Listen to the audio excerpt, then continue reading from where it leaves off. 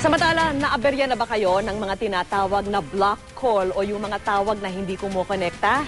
Batay po sa pagsusuri ng National Telecommunications Commission, lagpak daw ang bilang ng block calls ng dalawang malalaking telco.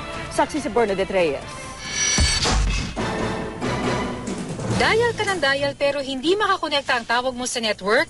Ang mga tinatawag na block calls ayon sa National Telecommunications Commission o NTC, hindi raw problema ng iilan lang.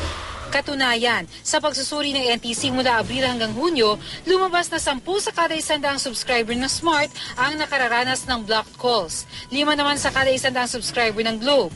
Bagsak yan sa pamantayan ng NTC na hanggang 4 na blocked calls kada 100 subscriber. Yung number ng gustong tumawag ay hindi ma-accommodate. So, ang ibig sabihin niyan is kulang yung pasilidad. So, dapat magdagdag. Nandito tayo ngayon sa kahabaan ng Commonwealth Avenue na ayon sa NTC, isa raw sa mga lugar kung saan kadalasan may naitatalang mga blocked calls. Susubukan natin ngayong dumayal at titingnan natin kung makakapasok yung ating tawag. Hello? Hello, Dayan. Kumusta? Hello, hi. Okay na naman ako. Ikaw, kumusta na? Mabuti naman. Saan kayo ngayon? Papunta kami Makati. Kasunod ng Globe number, tumawag din ako sa isang Smart subscriber. Hi, Madem. Hello, Remy. Oo, naiisip lang kita. Oo, natanggap mo ba yung email ko?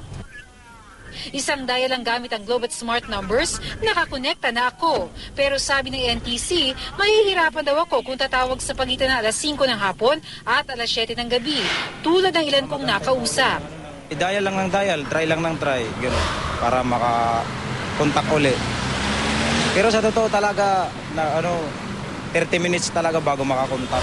Mga ilang beses kang dial ng dial? Siguro po mahigit mga 30 ganun.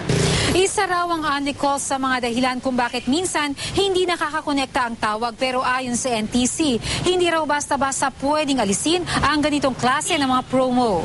Mungkahi ng NTC, Pwede silang pahintuin na mag-accept ng mga bagong subscribers.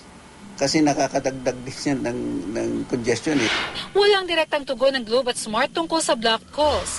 Pero pag kumpleto na raw ang Smart sa kanilang network transformation sa kalagitnaan ng 2012, makapag-ahatid na raw sila ng mga makabagong serbisyo. Sabi naman ng Globe, kapag gumagana na ang bago nitong network, makararanas daw mga subscriber ng panibagong mobile experience. Ako si Bernadette Reyes, ang inyong saksi.